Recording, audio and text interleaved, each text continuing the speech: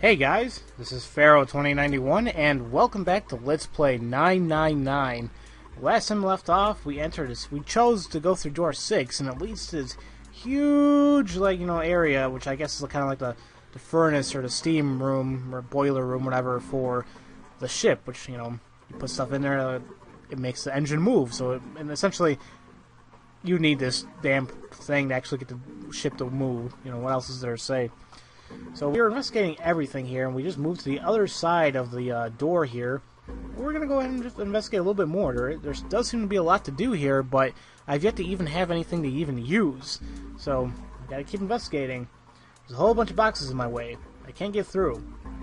Well, damn. Oh, I can get through this side. Okay, so I couldn't go through the other side, but I can go through this one. There's a wooden box hanging beneath the catwalk here. Can I get it? There's one box on the end of the rope hanging from the winch. Looks like there's something in the box. Can I lift it up? Maybe? It looks like a hand-operated winch, but it doesn't look like there's any way to operate it. That means the wheel isn't attached. Oh, I gotta find a wheel. The hand-operated winch. I don't see a wheel to operate it with, though. And there's nothing else I can do here, probably. This damn pile of boxes is blocking my way. Ah, crap. Okay, so we gotta come back here to get a wheel. Or once we find a wheel, no, whatever. The catwalk. I can see some scaffolding in the wall over there. Alright, then, let's came through there. Let's check this side, and then... Catwalk. I saw that. Well, anyway, it looks like there's the pipe. Looks like the bottom connects to the conveyor belt housing. Then coal must come out of this pipe onto the conveyor belt. In other words, there must be a great deal of coal in that pipe. How do I get the coal out? There are a number of boxes on the catwalk. I don't think we can get over there. Ah, damn. So I can't really do anything. Well, we can go through B, I guess. Okay, so whatever, we need to find something here. At least I hope we can. One of the doors in a furnace. There's an A on it. Actually, can I get one of the things on here? There's a C on it. No. The stairs back down should be the other side of these boxes. You have an excellent memory. Use that to draw a map inside your head. That way you won't get lost. I'm probably still going to get lost anyway. Let's see. Oh, wait a minute. This is a different one. Alright, let's give this wheel a spin. What? That's weird.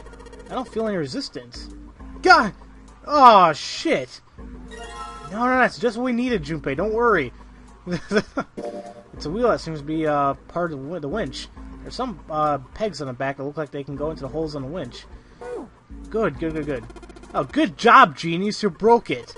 I didn't break it. It broke all by itself. Give me a hard time. The hand-operated winch. The wheel it once had is now in my hand. Let's see if I can get it back on. There's a couple posts on the back of that look like they could fit into holes on the winch. Damn, no good. These little shafts are too small for that big hole. It's like throwing a hot dog down a hallway, to be honest. Ooh boy. If that's the case, then that wheel it wasn't originally part of the winch. Then that means... Yes! Let's go back the other way. If I can remember, yeah, there we go. So let's go through B. And we want to go through this one to use it on here. The hand-operated winch. There's no wheel to turn it. Oh yeah, I've got the wheel I pulled off the other winch, don't I? Let's see if it fits. Yes, it's a perfect fit. Like they were made for each other. Not shaky at all. Good, I should be able to turn this now. Good work, Junpei. We should be able to haul up the wooden box now. You see, the wooden box? It's under the catwalk. Can you see it? It's hanging from the rope on the winch, isn't it? It looks like there's some sort of device in the box. I'm not sure what it is. At any rate, you might as well turn that wheel now. I'm counting on you. I can turn a wheel. Don't worry about that, buddy. Alright, I'll turn the wheel. Huh? What's this? What happened? The wheel only turns to the left. It only turns to the left. That means we can't reel up the rope. Yeah, we can only let the rope down. Interesting. I don't think that will be a problem. We'll simply need to go downstairs after letting the wooden box down. I'll be counting on you, Junpei. Sure thing. No sweat. So, is it down now? I guess it is. I believe the box has reached the floor. Yeah. He stuck his head out over the side of the catwalk and looked down.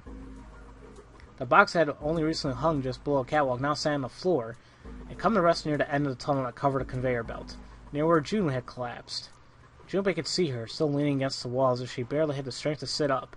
Even from so far away, it was not difficult to see that she had not improved. He almost thought he could see the heat rising from her body. She doesn't seem to be improving. His expression was inscrutable, but he said what they had all been thinking. Well, of course not. She's not going to just get better right away, you know. It'll take time. He tried desperately to convince himself that what he'd said was true. What could be causing this, I wonder? Illness, perhaps? Nah, it's got to be exhaustion. Santa's response is confident and certain. She gets dropped into some weird-ass ship, forced to play some messed-up game. If you think about it, it's a whole lot weirder than we aren't freaking out just like her, you know? So you're saying we're abnormal? Yeah. We're just running around this room solving all these puzzles like it's just business as usual. How the hell could you call that normal? We're just guinea pigs here. Santa snorted in disgust. Guinea pig? You mean like a lab rat? You mean we're being used for some sort of experiment? Is that what you're saying? Don't know. But it does seem like a possibility, you know? They stood there for a few more minutes. No one speaking until Santa turned and walked away from the winch. Junpei and Ace followed him. Like an experiment, huh? Kind of reminds me of what Seven and Lois were talking about, apparently. Or actually, no, Seven was one who was kind of telling us about it. That case he was working on. Uh-oh, I forgot where I need to go in through. Oh yeah, door A. And I can go down here. Nope, didn't want to do that. And I should be able to... Yep. Is this it? There's a pair of boxes here. No, that's not it then. Wait a minute. I don't remember going... I don't think I've been down here. There's a pair of boxes here. Wait a minute. Pair of boxes. No. What? There. Wait, is this it? Yeah, okay. A control panel for something. 3 metal prongs! I think I know what to do. Some kind of machine. Maybe a control panel? Sure enough, and I'm just gonna plug this right in here. This is the only thing we can do. Maybe this hole is where the control panel goes. There's only one way to find out. In you go! Dude, you did it! Everything looks alright. Okay, but what do we do now? Why don't you press the button next to it? The orange one? Yes. Alright, I'll do that. Pushing! Ooh, sweet, all sorts of lights are lighting up on this thing. And, oh, I think I just heard something turn on. Oh? What's that? What happened? Junpei, look, the conveyor belt's moving. The conveyor belt? Okay. Well, I guess it's done moving now. There's still a bunch of coal on the belt, though. It looks like a bunch of it got dumped off the end of the belt into the wooden box, where we found the control panel. Coal. Coal, huh? What about coal? Since the belt started moving, it's transported quite a bit of coal. If it drops off the end of the belt, right into the wooden box. So, there's a whole lot of coal on the conveyor belt. Ah, so the conveyor belt carries all the coal from the right side. So now I have a box filled with coal. A wooden box full of coal. Guess there's really only one thing we can do with this stuff. What? Because I'm confused. Can I do nothing else here? This is a control panel for the conveyor belt. It's covered in lights. Nothing? The light in the button isn't on anymore. I don't need to press it. Maybe I have to... Oh, no. Actually, wait a minute. I do have coal. I mean, of course I have coal. I can just put them in here, right? Man, this thing is huge. I guess a ship this big needs something like that. They have to power it. True, but I doubt a single boiler on this size could actually move a ship like this at any reasonable speed. You'll need at least 4 of those. Huh, I guess you know a lot about boats, huh? Well, not really. It's just common sense, you know? Okay, then. You trying to call me stupid? Let's go ahead and put some coal in here. There's a hole that let us put coal into the furnace. Maybe if we can get some coal in there, we can set it on fire. Alright, let's do it. Alright, that's the last of it. No coal left in the wooden box. And nothing. Great. Well, I guess I should have expected that. Why would just throwing coal into a cold furnace do anything? Oh well, man can dream. Junpei, explain it to me again. You're planning to stoke the furnace of coal, which will heat the water stored up there and make steam, which will then drive something else. Am I correct? In other words, you want to generate enough pressure with the steam to power the turbine and drive the steam engine, right? Yeah, I guess that's the gist of it. Well, in that case, this isn't enough coal. This furnace is enormous, so we're gonna need a whole hell of a lot of it, more coal than this. Very well then, if the three of us work together, then we should be able to fill it much faster. I want to help too. Man, I totally didn't even see her walk up. Are you feeling up to that? Yes. Yeah, right. You look like you're one stiff breeze away from falling over, June. I think you better rest some more, alright? But no arguing. You need your rest, so just stay there. We'll handle this. Okay. I understand. I feel bad. Alright, time for some manly work. Let's get this coal into these furnaces. Oh, it does automatically for us. Good. I thought you were going to make me keep going back and forth on the conveyor belt. Man, this is a whole lot of work. Alright, I think this should be sufficient. Alright, now we just gotta light it. Junpei, hand me your matches. What makes you think I have matches? I see. Now how are we gonna light it? Perhaps there's a device nearby that will allow us to remotely ignite the coal. Let's take a look, shall we? So, some sort of ignition, huh? Well, the only thing left, I believe, is that one thing we saw up here. That's the only device I can think of. So why don't we push that down? Is this? I think it might be. It probably is. I think this is how we ignite the furnace. That means if we move that thing down... Alright, let's do it then. Here we go. Hey, Junpei! Ace, look at this! There's big gears turning under the boiler here. Really? Holy crap! What the hell?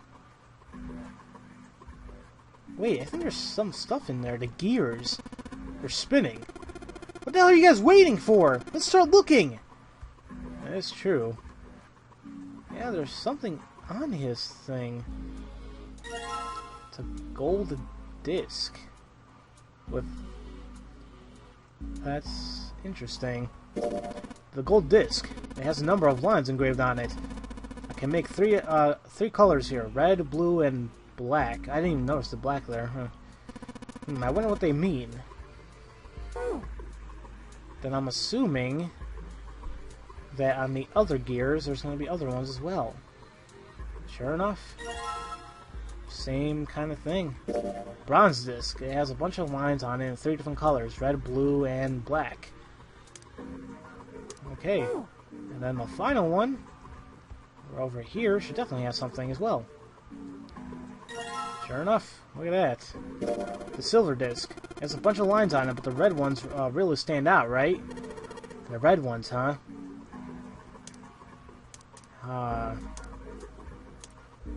Okay. I think I know what to do. If I remember where the hell that damn thing is, where the exit, then that'll be great. Let me go through. Hey, Junpei, what are you doing? It's hotter than hell in there. Did you already get we lit the furnace? Oh yeah, you're right. To be honest, I did kind of forget. There's several catwalks spidering across the walls of the room. So wait, how the hell did I get to the area then? Uh-oh.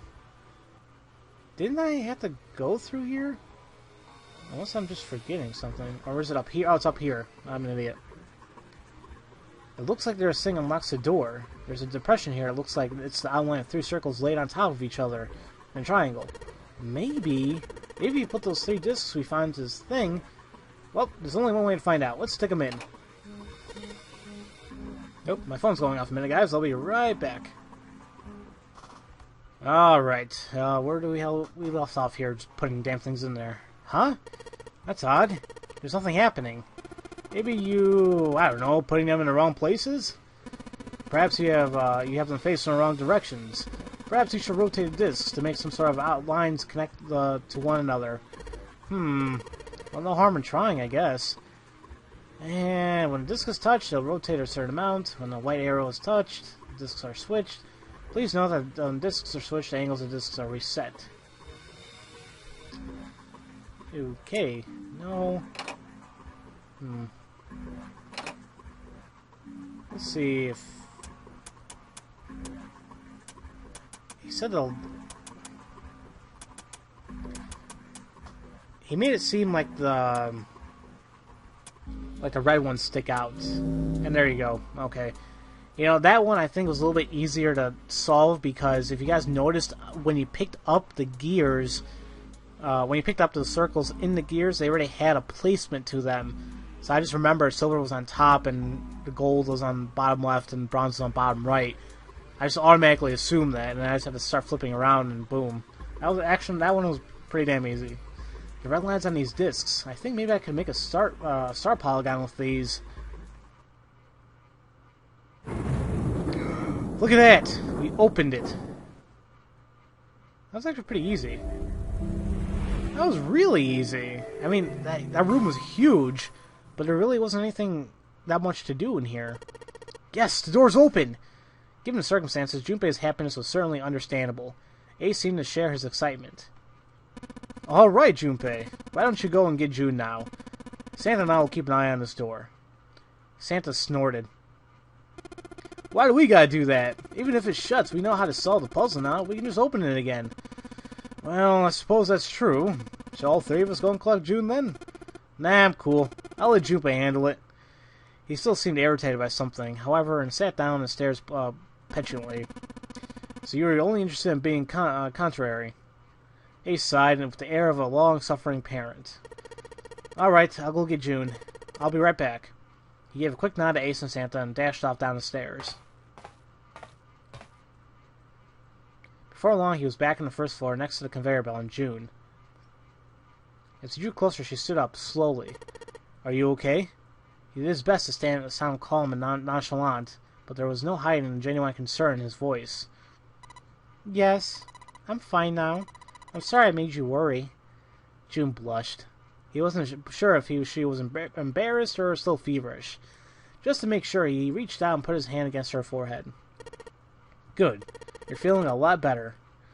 She was feeling far less warm than she had earlier, but she still wasn't down to what seemed normal. She wasn't down to what seemed normal to him. Are you sure you're all right? He had to be sure. June gave him a look. Oh, you're such a warrior, Jumpy. Oops. I mean warrior. June giggled. He wasn't sure if she just made a joke or not, but seeing her smile again made Junpei feel at ease. If she was well enough to smile and laugh, then she was feeling much better. He gave her a friendly poke on the forehead. Let's go. Go where? Alright, I didn't tell you. We got the exit open, so... Great! Let's go! June claps her hands together and nodded urgently. And away we go. As we walked back toward the exit, Junpei noticed Santa sitting on the stairs. He was, however, holding something in his right hand, staring at it with a strange expression. Junpei and June slowed down and finally stopped in front of him. What are you looking at? Santa answered without looking up, his voice quiet. It's a photo. It's my sister. Sister? Santa, you got a sister? Santa simply nodded. Yeah. Kid was as cute as a button. Was. June cocked her head confused. She was only about an inch tall then. She was about only an inch tall then? Santa glared at her. Sorry. I guess an inch is a little large for a button. Probably more like a half inch. Santa didn't smile or laugh. He simply turned back to his picture and spoke. I was her Santa Claus. This sudden revelation took Junpei by surprise. He had no idea what Santa meant. He glanced at June, who shook her head. She didn't know either. Have you heard the story of the two Santa Clauses? It goes that a long time ago there were two Santas. One of them wore white and the other one wore black. The white Santa gave presents to good kids, and the black Santa played tricks on bad kids. They went on like that for a while, but eventually the black Santa's tricks started to get worse and worse. Pretty soon the white Santa couldn't stand it anymore, and he stabbed the black Santa to death. When he stabbed the other Santa, the white Santa got blood all over his clothes, and that's why these days his clothes are red. You could say that red is all that's left of the black Santa. Junpei was silent. He could think of nothing to say. June was staring at Santa, sadness plain on her face. He continued, I wonder which Santa I am, the white Santa or the black Santa. What? Alright, let's go. Santa stood up suddenly, his downcast demeanor gone. He shoved the picture back to his pocket and headed back up the stairs, taking them two at a time. Junpei and June looked at one another. There's nothing they could think of to say. Hey, what are you two doing? Let's get moving! Come on! Santa's voice echoed across the room from above them. They nodded and followed him quickly up the stairs. Ace was waiting for them at the top. He was leaning against the handrail. He looked very tired. The door had shut, but it wasn't cause for concern. Junpei quickly solved the disc puzzle a second time, and the door opened once again. Oh, thank God. In single file, they walked through. After walking for nearly 15 feet, they found themselves in front of a metal door. It opened easily enough, and they passed through it as well. A new room stretched out before them.